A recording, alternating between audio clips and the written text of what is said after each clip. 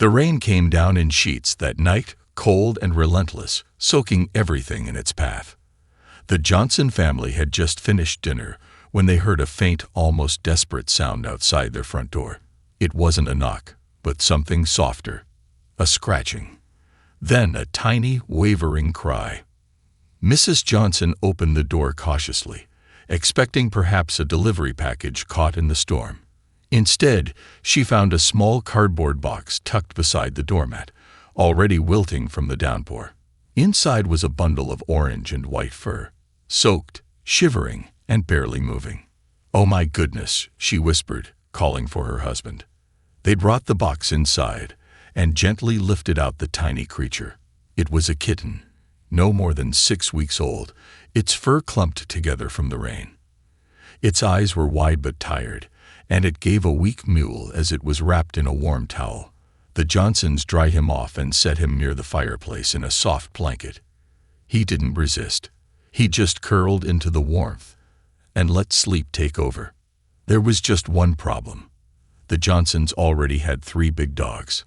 Max, the calm and wise German Shepherd, Daisy, a nurturing golden retriever, and Bruno, the young and goofy Labrador who thought everything was a game.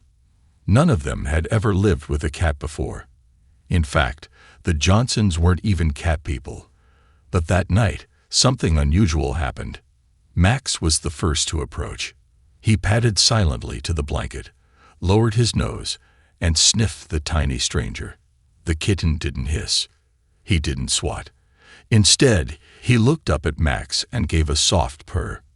Daisy followed, gently nudging the kitten with her nose, her tail wagging slowly. Bruno bounded over last, but even he somehow knew to be careful. The kitten, as if recognizing something safe in these large, unfamiliar creatures, did the unexpected. He climbed onto Max's back and curled up against the thick fur. "He thinks Max is his mom," Mr. Johnson said, half laughing, half stunned. "I guess he's staying," Mrs. Johnson replied with a smile. The children, already wide-eyed with wonder, pleaded to keep him. They named him Milo. And from that moment, the dogs treated him like one of their own. There were no growls, no barks, no territorial standoffs. It was as if they understood this fragile little being needed them. That night, Milo didn't sleep alone. All 3 dogs curled around him in a protective circle by the fire. The storm outside continued, but inside the Johnson house, it was peaceful. The kitten had found warmth, safety, and something even rarer, a family. What the Johnsons didn't realize was that this was just the beginning. Milo wasn't just going to live with dogs. He was going to become one. By morning, Milo was already up and exploring his new world. He moved cautiously at first, tiptoeing on tiny paws across the hardwood floor, tail twitching with curiosity. The Johnsons' dogs watched him closely, but didn't interfere.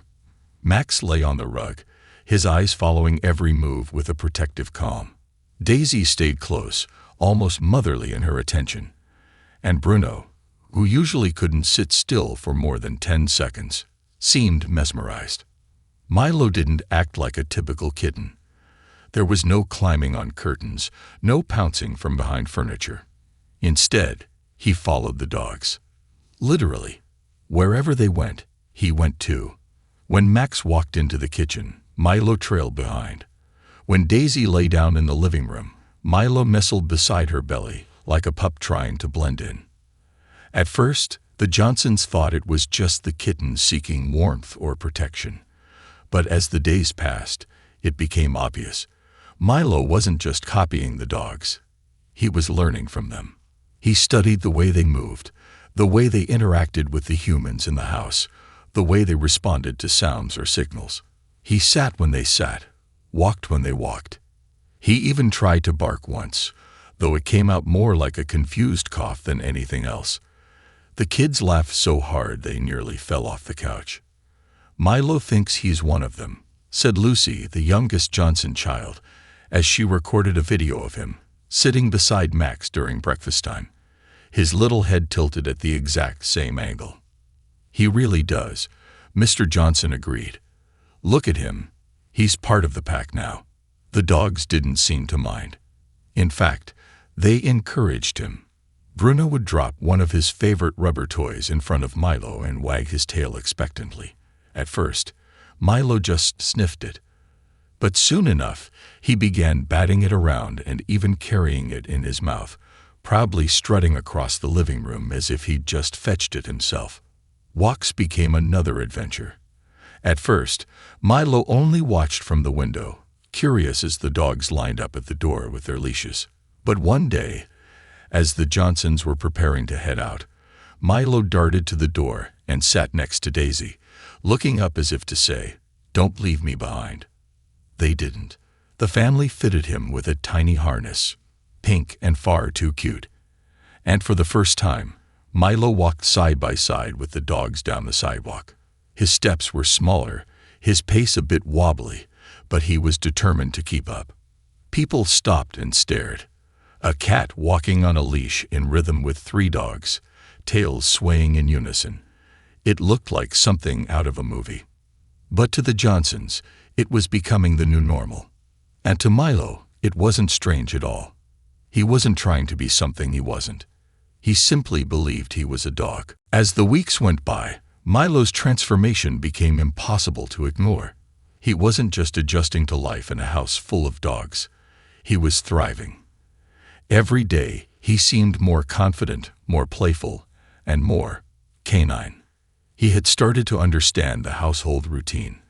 When the alarm clock rang in the morning, the dogs would stretch, yawn, and gather by the back door.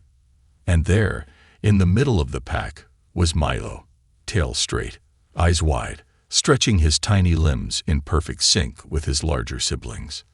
"Milo, are you waiting to be let out?" Mr. Johnson asked one morning, surprised to see the kitten pacing in front of the sliding glass door with the dogs. Milo gave a tiny chirp and tapped the door with his paw. It became a regular sight. 4 animals charging out into the backyard, 3 barking with excitement, and 1 small cat sprinting across the grass like he belonged there. Milo didn't climb trees. He didn't chase birds. He wrestled with Bruno, shared sticks with Daisy, and waited patiently for Max to show him new tricks. It was as if he was learning the rules of a secret club. And every day, he passed a new test. But it was the fetch game that truly stunned the Johnsons. One bright Saturday morning, Mrs. Johnson tossed a tennis ball across the yard, as she always did. Bruno, ever the ball chaser, tore after it. But this time, Milo darted after him. He was quick, so quick, in fact, that he nearly reached the ball first. The family gasped as they watched their tiny cat scoop up the ball. Not perfectly, but with enough grip to carry it halfway back before dropping it proudly at Bruno's paws. Bruno didn't mind. He wagged his tail and nudged Milo with affection. Milo purred in response. "Oh my gosh," Lucy whispered, filming it all on her phone. "He's actually playing fetch." The video was posted that afternoon. Within hours, it spread across social media like wildfire. People from all over the world commented in disbelief. "Is this real? That cat thinks he's a golden retriever. I've never seen anything like this." The Johnsons were amused, but to them, it wasn't a performance. It was just Milo being Milo. He wasn't trained to fetch. He wasn't forced to act like a dog. He had simply grown up around them, watched them, learned from them. And now, he genuinely seemed to believe he was one of them. He sat for treats with the others, always lining up last, but never left out. He followed command gestures, even if he didn't always respond perfectly. He waited at the door for walks, leash in harness, pawing gently at the tile when someone was slow. Max, Daisy, and Bruno didn't treat him like a guest anymore. They let him curl up between them, share toys, and even sleep in the coveted center spot on the dog bed. He was family. The Johnsons began to wonder, was Milo acting like a dog because he wanted to fit in? Or was it because, in his heart, he believed he was one? Milo was growing fast, but he still kept his kitten-like charm. As the weeks turned into months, his orange and white coat grew sleeker, his steps more confident, and his tail longer and more expressive. But there was one thing he rarely did, something that surprised nearly everyone who met him. He hardly ever meowed. While most cats used their voices freely, Milo preferred silence, or, more accurately, he communicated like a dog. He whined softly when he wanted attention, pawed at the door when he wanted to go outside, and made a curious chirping sound when he was excited. The traditional meow had all but disappeared. It wasn't that he couldn't meow, he just didn't see a reason to. The dogs didn't do it, so why should he? The Johnsons noticed. So did the neighbors. One afternoon, Milo joined the dogs on a walk through the park. He wore his pink harness proudly, walking in perfect rhythm with Daisy and Bruno. Max led the pack, as always regal and composed. As they passed the playground, a group of kids pointed and gasped. "Mom, look, a cat on a leash, with dogs."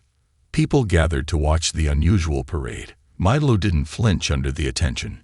In fact, he looked quite pleased. He trotted along with his head held high, as if he knew he was the star of the show. One boy ran up and asked, "Can I pet your dogs?" "Sure," Lucy said, smiling. "And he's a cat." The boy looked confused. "No way. That's a cat." Milo responded by licking the boy's hand, just like Daisy would have. The crowd was charmed. A few days later, a short clip of Milo walking with the dogs made its way to a local community group online. The caption read, "This cat thinks he's a dog. And honestly, he's better at it than most dogs I know." The comments exploded with love. "This is the cutest thing I've ever seen. Is that cat trained to walk like a dog? Incredible. Where can I meet him?" Soon, people began showing up at the park, hoping to catch a glimpse of the now famous cat dog. Milo didn't seem to mind the attention.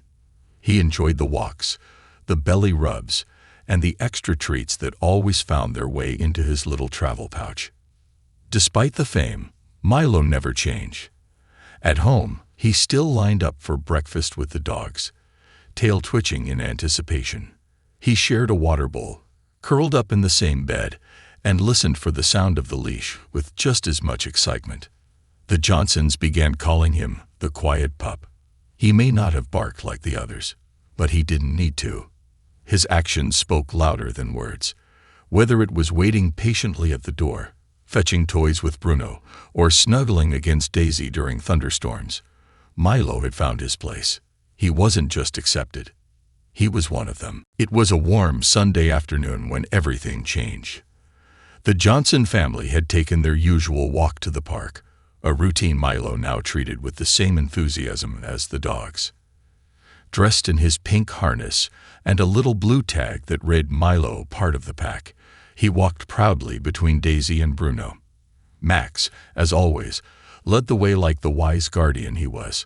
The park was bustling with children, joggers, and other dog owners. The Johnsons took a path around the lake, letting the dogs sniff the grass and greet passing pets. Milo stayed close, occasionally leaping at a falling leaf or playfully swatting at Bruno's tail. All seemed perfectly ordinary, until a sudden growl cut through the air. From behind a bench, a large stray dog emerged. He was scruffy, tense, and clearly agitated. His eyes locked onto the Johnsons' pack. Before anyone could react, the stray lunged forward, teeth bared, straight toward Daisy. The air seemed to freeze. Daisy barked and backed up. Max moved in front of her, growling deeply, his fur bristling. Bruno began barking wildly, trying to shield his sister. The Johnsons shouted, trying to pull everyone back and defuse the situation. And then, out of nowhere, Milo leaped forward. He didn't hesitate. His tiny body launched between Daisy and the stray with a speed no one expected. His fur stood on end, his back arched like a bow, and he let out the loudest, fiercest hiss anyone had ever heard from him. Not a bark, not a meow, a warning that was pure, raw instinct. But his eyes were locked on the threat with a loyalty that was unmistakably dog-like. The stray stopped in his tracks, startled by the unexpected defender. A cat, protecting a dog. He backed off a step, confused. Milo didn't move. He held his ground, tail whipping, tiny frame trembling with adrenaline, but refusing to budge.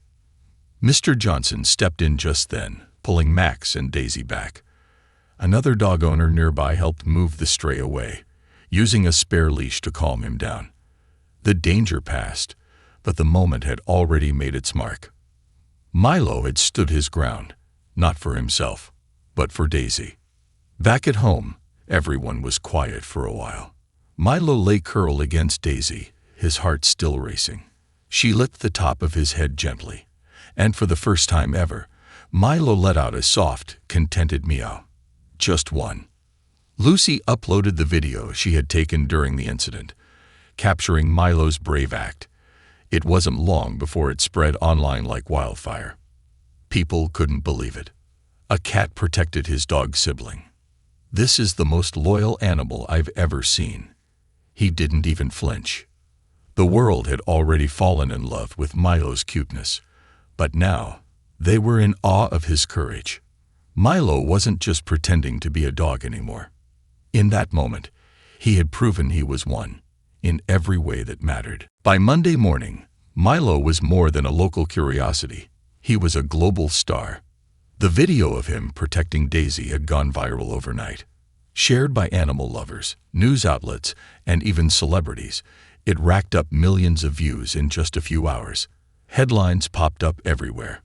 Brave cat saves dog sibling from stray attack. Meet Milo, the cat who thinks he's a dog and acts like one too. Feline loyalty redefined. This cat will melt your heart. People were fascinated, not just by the rare act of bravery, but by the idea of a cat living like, and loving like, a dog. Comments poured in from around the world. He's the definition of loyalty. That cat deserves a medal. I wish my dog had a friend like him. The Johnsons were stunned by the attention. Their quiet home was suddenly flooded with interview requests, messages from animal behaviorists, and even offers from television producers. But through it all, Milo remained completely unfazed. Fame didn't interest him. He still waited by the door each morning for his walk. He still sat quietly in line for treats and napped curled between his canine siblings. And whenever someone new came to the house, Milo would greet them the same way he greeted everyone, with cautious eyes, a low tail wag, or what resembled one. And eventually the head bump once trust was earned. Mrs. Johnson chuckled as she watched a news anchor call him the bravest cat in the world during a morning broadcast. If only they saw how scared he gets of the vacuum, she said, shaking her head. Despite his viral fame, Milo's most important role remained unchanged, being a brother. The dogs seemed to understand something had happened. Daisy never left his side now, often curling around him protectively when they slept. Bruno brought him every toy first before playing with it himself. And Max, stoic, silent Max, would gently nudge Milo's face with his nose every morning, as if checking, "Still with us, little guy." The Johnsons decided to set up a small Instagram account to share Milo's journey. They named it at Milo the Dog Cat, and in less than a week, it gathered over 500,000 followers. Photos of him playing fetch, walking in the park, even snoozing on a dog bed flooded timelines worldwide. But Milo wasn't putting on a show. He was just being himself. He wasn't trying to be different or act cute for the camera.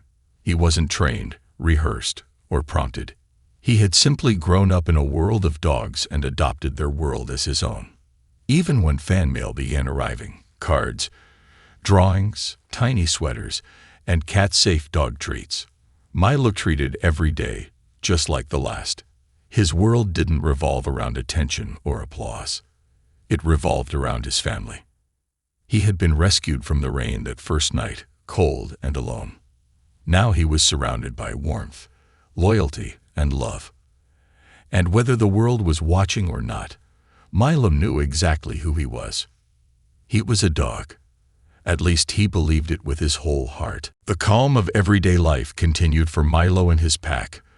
But as time passed, the world around them started to shift in unexpected ways. Milo had gone from a curious kitten following dogs to a global sensation. Yet, despite the attention and love pouring in from all corners of the world, there was one thing that was starting to tug at the Johnsons' hearts. Milo wasn't just growing up. He was growing apart. It wasn't noticeable at first. He still joined the dogs on walks, still snuggled with them during storms, and still performed his usual daily routine. But the once constant bond between Milo and his 3 canine siblings began to change subtly. As Milo matured, he was beginning to act more and more independent. It wasn't a rebellious streak. It wasn't anger or defiance. It was simply the natural process of growing up. Milo's curiosity took him beyond the familiar backyard. He started exploring parts of the house the dogs never went, crawling up high shelves, sneaking into closets, or investigating small nooks behind furniture. He would sit by the window for long stretches, gazing out into the world as if waiting for something he couldn't yet name. At first, the Johnsons thought it was just a phase, but then it became clear that Milo had developed a deeper sense of autonomy. And one afternoon, when Max, Daisy, and Bruno were out in the yard, Milo made a decision that would change everything. He slipped out through the open door, unnoticed. It was only an hour later, when the dogs were inside and the family was preparing dinner, that they realized Milo was gone. Panic swept through the house. The Johnsons called out his name, checked every room, and searched the backyard, but he was nowhere to be found. Mr. Johnson rushed out to the street, asking neighbors if they had seen a small orange cat walking by. It was unusual for Milo to wander far from home. The family had always kept a tight-knit watch on him. He'd never shown an interest in leaving. But as night fell and the search grew more frantic, the unthinkable happened. A text message came through from a neighbor down the street. "Milo's here. He's sitting on the porch like he's waiting for someone." The relief was immediate, but there was something else too. The message left the Johnsons puzzled. Why had Milo left in the first place? What had he been seeking? They rushed to the neighbor's house, and sure enough, there he was. Milo sat perched on the neighbor's front step, as if expecting a visitor. His tiny body was still as ever, his eyes calm and steady. "Why did you leave us, little guy?" Lucy whispered as she gently scooped him up, holding him close.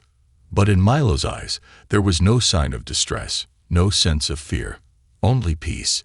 He had gone somewhere. He had seen something, and now he was ready to return. That night, as the family settled down, Milo lay curled up in his usual spot beside Daisy. The dogs instinctively circled around him, forming a protective barrier. They knew that no matter where he went or what he experienced out in the world, he would always return to them. It was as if Milo had to go out into the world to discover something about himself. But one thing was clear. He was always a part of the pack, no matter where his journey took him. Weeks passed, and Milo's quiet journey of self-discovery began to take shape. He continued to live in harmony with the Johnsons' dogs, always part of the pack, always by their side. But now there was a new sense of maturity in the way he moved through the world. It wasn't just about fitting in. It was about finding his place in the bigger picture.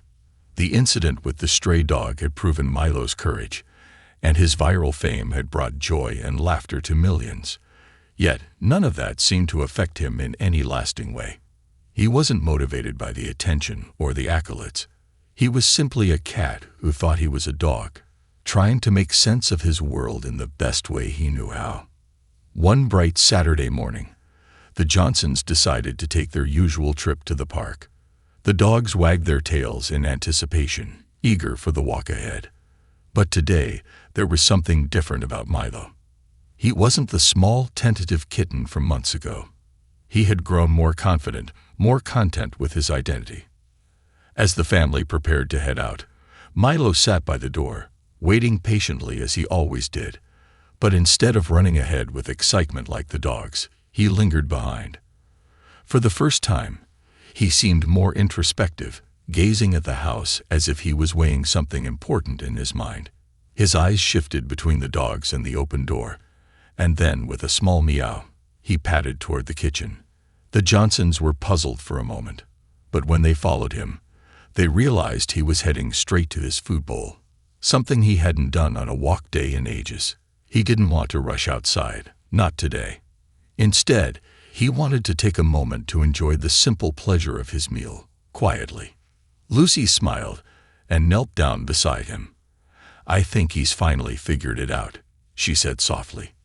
Mr. Johnson watched as Milo ate calmly, his small paws steady on the floor.